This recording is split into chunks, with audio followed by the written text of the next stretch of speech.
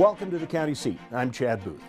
A recent article in the Deseret News pointed out that energy giant EOG is finally crossing the halfway mark to develop 4.17 trillion tons of natural gas over a 20-year period in the Uinta Basin, bringing over $1 billion to Utah in royalties, $526 million to counties and schools. It has taken almost 9 years to get here, and it could take another 5 to get the gas to market. Why does it take so stinking long? Well, depending upon the land you are prospecting, it might not, as Rhea explains by solving a story problem in the basics. This is the story of two Utah oil and gas prospectors, Derek and Jack. They both have leases on public land to explore and produce natural gas. Derek's lease is on state land, while Jack's lease is on federal land. Question: who will pump gas first? To solve for Derek's ex, there are 4 steps to follow. First off, the staff at the Division of Oil, Gas, and Mines make sure that things are legit, like location, well spacing, and the proper leases exist. If all the information is accurate, the well gets an official well number. Next, the landowner, division inspector, and the operator visit the proposed location to determine exactly where the well will be drilled and determine any impacts to wildlife, surface water, etc. Step number 3. This is where all the drill ducks get put in a row. The division checks the geology, the hydrology, determines what bonding needs to be in place to make sure Derek cleans up after himself, and that there is sound engineering in the drill plan. Finally, the last hurdle to a permit is a statement of basis, which is a document that lays out all the things they need to do to have a safe, happy, and productive well. When this is at hand, voila, a permit is issued. Time frame from application to approval for the Division of Oil, Gas, and Mining on state land is 45 to 60 days, maybe 90 in a pinch. Worst case is a couple of months. Now let's look at Jack's problem. By the time Derek has his permit and is setting up his rig, Jack is typically not even a quarter way through his first step in his 16-step journey to a permit. You will see this is a very different kind of math that has to be done to solve Jack's equation when he's on federal land. Get a pencil, this might get complicated. We will condense this just a bit so you don't get writer's cramp. It starts when Jack gets his lease and the clock starts ticking. He will have 10 years to start development or the land goes back for lease, which, believe it or not, might be cutting it kind of close. Second, Jack files a Notice of Staking, or NOS, to let BLM know where he intends to drill. The BLM then schedules an inspection, which is posted for a 30-day review before it can take place. After this inspection, an environmental team meets to review issues of wildlife, water, air quality, and so on. If there are issues, new federal agencies will need to get involved with their own process, adding their own timeline before leasing can proceed. This might include U.S. Fish and Wildlife, the EPA, Bureau of Indian Affairs, the Bureau of Reclamation, Forest Service. You get the idea. After Jack works with each of them and they each complete their own agency process, it becomes part of the environmental assessment. If Jack clears that hurdle, he can now drill a test well to see what he finds. If he finds gas, he moves ahead. If he doesn't, he starts all over again. According to studies by the Western Energy Alliance, it's been an average of about 3 years to this point. So, Jack's got gas. He now has to develop a detailed, technical, and economic drilling plan. When this is complete, BLM will decide whether to start to prepare an environmental impact statement. On average, this could take the agency as long as 6 years to complete, maybe longer. The EIS will consider geology, archaeology, hydrology, and a list of possible other ologies, not to mention public comment periods, which could trigger other studies. By the time Jack gets all his drill ducks in a row, Jack is about 17 years older than when he started. That might explain why it's taken energy giant, EOG, 8 years to just get part way through their quest to sink gas wells into the ground, bringing $1 billion in state royalties and an additional $500,000 to Utah counties and schools. And that makes solving for X a really big number. The story problem with Jack and Derek is solved, but the issues with permitting remain, which is why Secretary Zinke signed an order to streamline the process last summer. So here's where I pass the hat to Chad to continue the discussion on the county seat. I'm Maria Rossi Booth. 149 million years in the making, dinosaurs once roamed this land. Now they're found at the Dinosaur National Monument. Let's take you beyond the bones. We call it Dinosaur Land. You'll find it offers adventures and sights not seen anywhere else in the world. Come to Dinosaur Land, Vernal, Utah. You'll want to stay forever. The dinosaurs did. Let's be honest, you don't know much about Beaver County. Well, let me tell you about it. It's the birthplace of outlaw Butch Cassidy and inventor Philo T. Farnsworth. Some of the best skiing in Utah is at Eagle Point. You've got camping, Canyon Breeze Golf Course, Crusher and the Tushers Beaver Territorial Courthouse, snowmobiling, renewable energy, Pioneer Car Show, Squeaky Cheese, Ghost Towns to explore, best water in the country, Paiute ATV trails, Old Frisco Kilns, horse races, hunting, fishing, and it's a good place to live. Beaver County, mountains of fun. I could tell you more, but why don't you come and see it for yourself?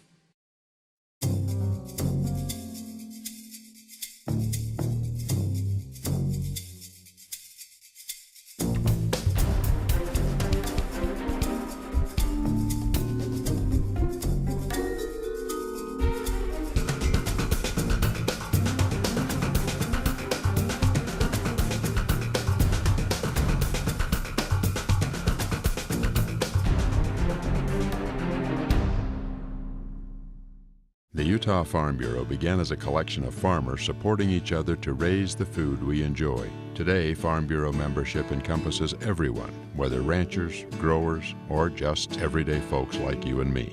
Members enjoy discounts on items like vehicles and ATVs, or insurance that's very affordable. You don't have to be a farmer to join, and dues are small, but together we make a big difference in keeping our food supply local and abundant. Join Utah Farm Bureau.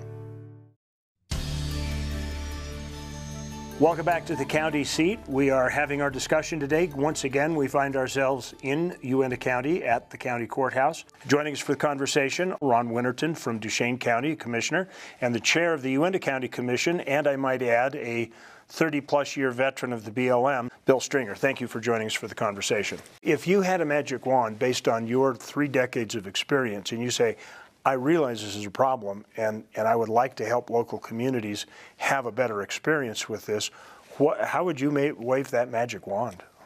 Just stick to the process. Here's the wand. Go ahead and wave it. From here on out, we will follow the BLM and the associated agencies will only follow the process as it's outlined. That there are no, it's really not that hard to do. It's not that hard to follow the steps of collecting the data and of writing up the impacts. What happens is there becomes a debate on whether that's the right way to say it, or if there's something else that could be added or should be added.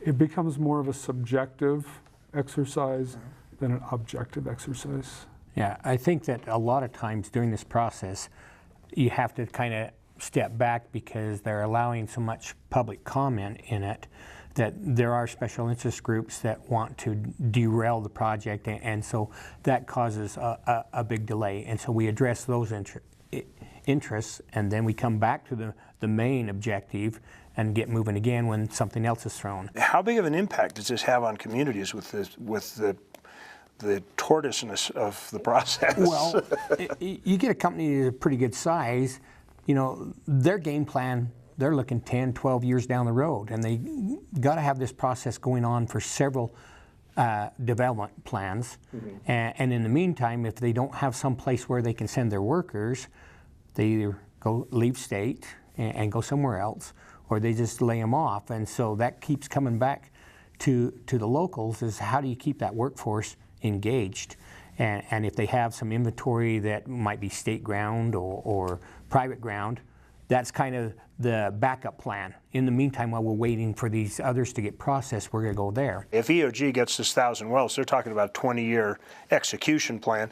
So 10 years into their execution plan, if it took 8 to get the next one, 10 years in, they should be starting the next Yes. round of 1,000 wells. Yes, and Newfield has done that. That area out there was inland oil, I believe.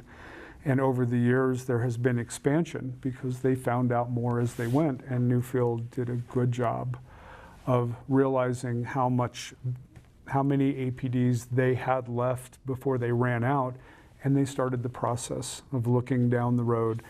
And that makes it easier for BLM. You've got an area that's been looked at, you look at the new proposal, you have all this baseline information, plus you have good hard data that you didn't have when you did this one.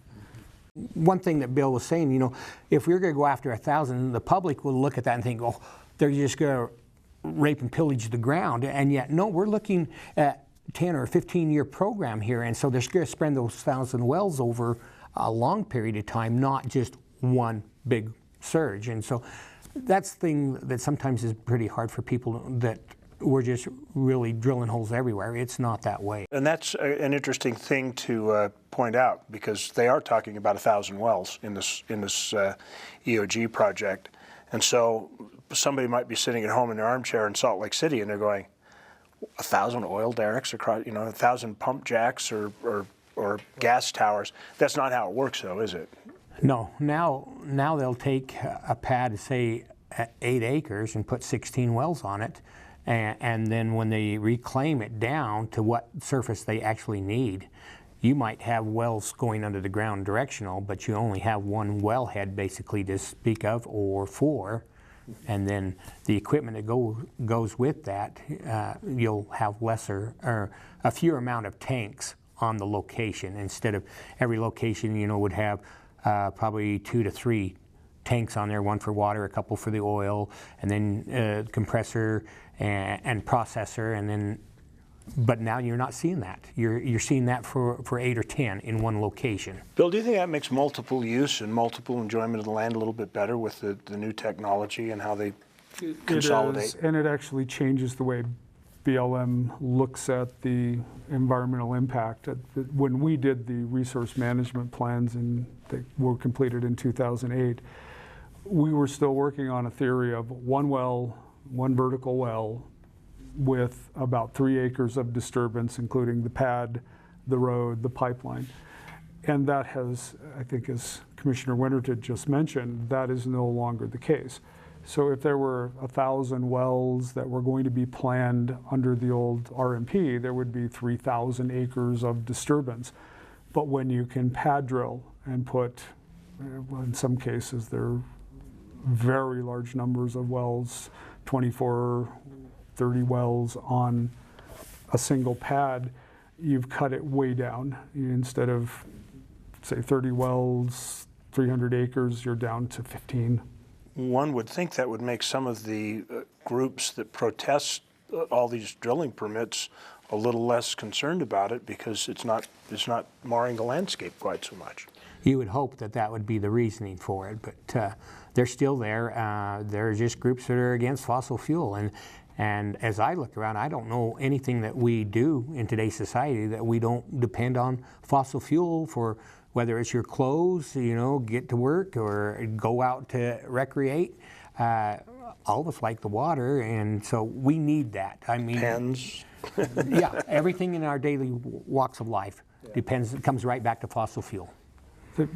I guess to address that, my concern and what I saw, the evolution of NEPA over the years, was NEPA was not that complex of a law in the beginning, and just over time, as things arose that were unforeseen by Congress and developed, then the law became more complicated. And as I sit and look at what happened in Vernal, I watched the resource issues change, and it changed because better information, for one, but BLM continues, EPA, they continue to advance the level of evaluation. The level of evaluation today for air quality is leaps and bounds beyond where it was 10 years ago. BLM used to do air quality evaluations based on a near field, far field, very simple. And now it's 1 atmosphere models for ozone and for a variety of things.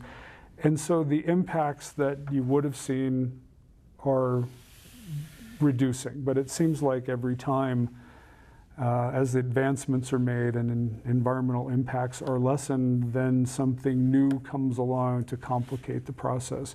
Now, I think it's left to the observer to decide whether those are trivial or whether they're meaningful. But I think as long as you keep adjusting to and addressing those impacts, I'm not sure why there would be so much opposition. No one wants a dirty environment. No one wants dirty air to breathe. No one wants dirty water to drink. But a lot of those things have been addressed way beyond what was never intended. Well, maybe not intended, but believed possible. And yet it seems as if it's still an issue, and it's still an uphill climb. One last takeaway, if there's something each of you thinks that the audience should know that we haven't covered today. The only thing I would say is what can help everybody involved, and that is a large number of agencies who have their fingers in the pie, a large number of people who are interested on both sides, is communication. The better the communication, the earlier the communication, the more opportunity you have to reduce or have to redo something later on. I said I wish this really was a magic wand. Is part of it also the attitude in which you're listening and communicating? Always. Yeah, if you could look at the betterment of all, what is best? I mean, it's not one side versus the other side. What makes sense? And if we can go in and try to come out with some kind of a resolution to resolve it and to work forward, I mean, it's win-win. Not everybody gets everything that they want, but if we can compromise to the point where this is good and both sides see that we're going to reclaim this, it's not going to be a scar, or that we're going to lessen the impacts, we're concerned about our air quality here. We're not going to do something that's going to jeopardize our health. Let's hope we can find a streamlined solution. Gentlemen, thank you for taking your time today. We've talked about a lot of wells. When we come back, we will look at what happens after the well party is done and they've packed up and left. How do they clean it up? It's a very interesting story. We'll be back with our On the Ground segment on the County Seat. There's a little place on a Utah map where I was raised, where my heart's at, where the sagebrush grows wild and high, and the stars come out at night. Oh, there ain't nothing like being raised in the basin with a Ute reservation, skiing starvation, that Duchesne County life. There's more to life than the 9 to 5. There's more to experience than rush hour traffic. And there's more to see than the view from your window.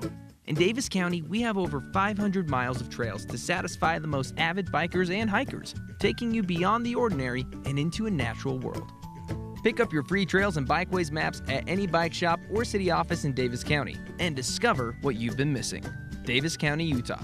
Eat, stay, play. Learn more at playindavis.com.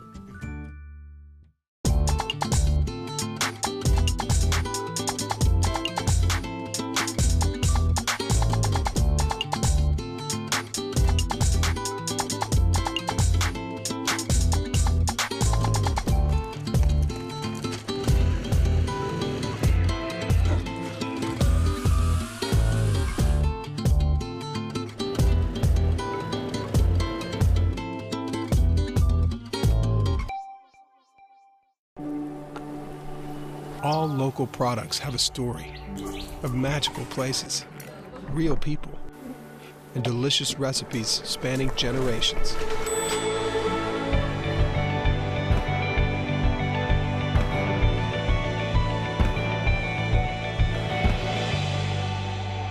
So go ahead and discover flavors you've never tasted and friends you never knew you had. Utah's own. Discover local food. Welcome back to the county seat. Much of the permitting that takes place in oil and gas is to make sure that when the drilling and pumping are over, the land is recovered. That is a remarkable process that has, with science, beat Mother Nature at her own game, as producer John Meyer finds out on the ground. I couldn't do what I do if I wasn't convinced it's a win-win. When we go in on a site where oil's been extracted or coal's been mined, we can actually bring it back to a better condition than it was prior to the original activity. You go through, and you get a % cover in here, so of each species. So this one, you know, this sagebrush you would get, you know, that's about 25%. Reclamation honestly should start the day you locate the well. The day you site the well is the day you need to be concerned about reclamation. And so you can't come into a site like this that's been built for a year and do miracles with it unless you've done the pre-work first. And that's where it's really critical that people understand that you need to go out before it's disturbed to make a determination of what it needs to look like after it's put back. So if you start out day one, do it right, your costs are less and your success is great. What oil and gas has done with pipeline corridors, with pads and so on, is they've opened up these old, mature climax stands of pinyon juniper and greasewood and so on. And once the activity is largely done, the mines or the pads producing, the oil's producing, or the coal mines producing, they come in, they do interim reclamation, and they revegetate these areas. And the revegetation provides excellent forage for elk, deer, and this is typical of this area. If you go out in nature and you observe, snow and water collects in low places. And by pockmarking, we create these small depressions. You can see how the snow drifts in. It also lasts or stays later into the year.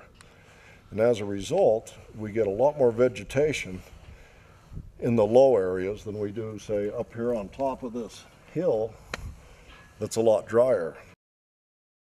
We can work with wherever the oil company puts the well, but if we can have a little bit of insight in how to position it, we can usually ensure better success on reclamation. I don't think we can improve on Mother Nature. What we strive to do is to expedite it. We try to get the end result in less than 100 years, more like 3 to 5 years. We try to maximize those things that Mother Nature has given us to work with. That's topsoil, moisture. We try to use those to our benefit, to control erosion, to concentrate moisture, and to ensure success. So essentially, we're just doing exactly what nature does. We're just trying to better utilize what we've got to work with. We will be back with some final thoughts right after this.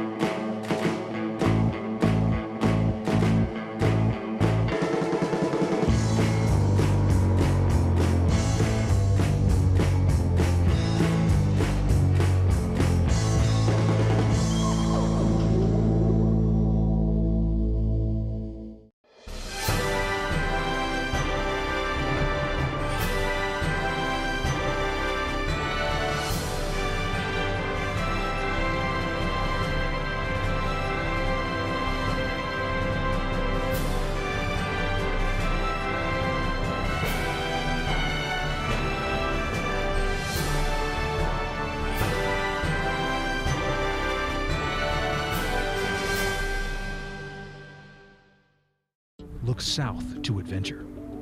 Look south to beauty. Look south to San Juan County.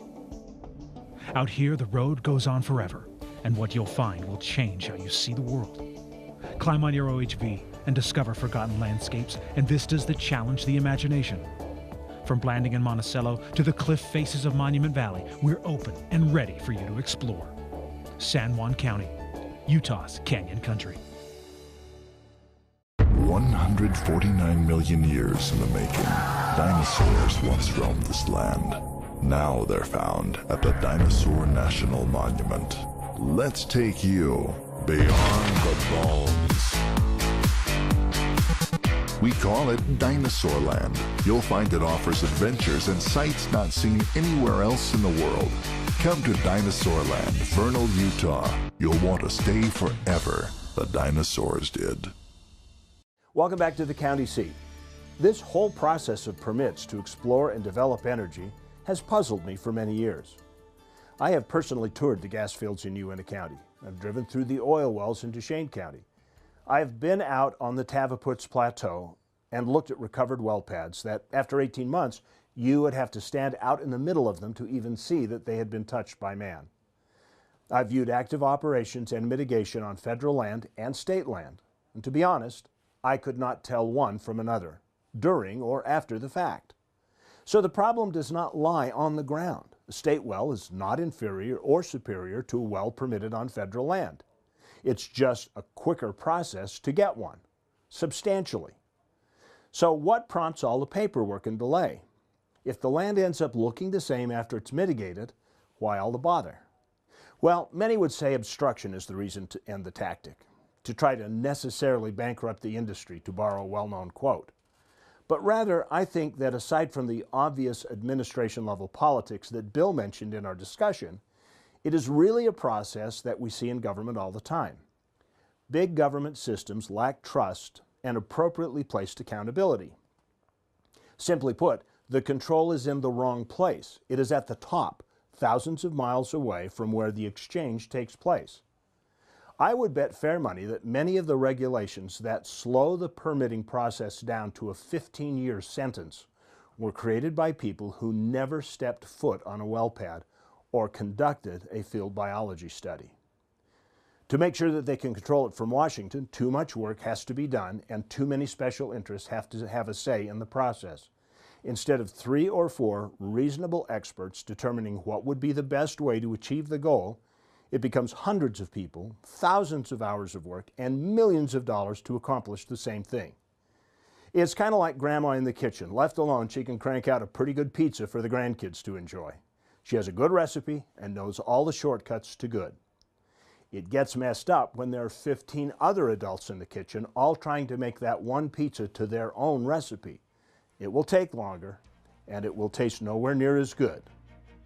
That's my 2 cents worth. If you disagree, politely bring on the conversation so we can talk about it. Here are the links to our Facebook, Twitter, YouTube, and Instagram. And we'll be back next week to talk again on the County Seat.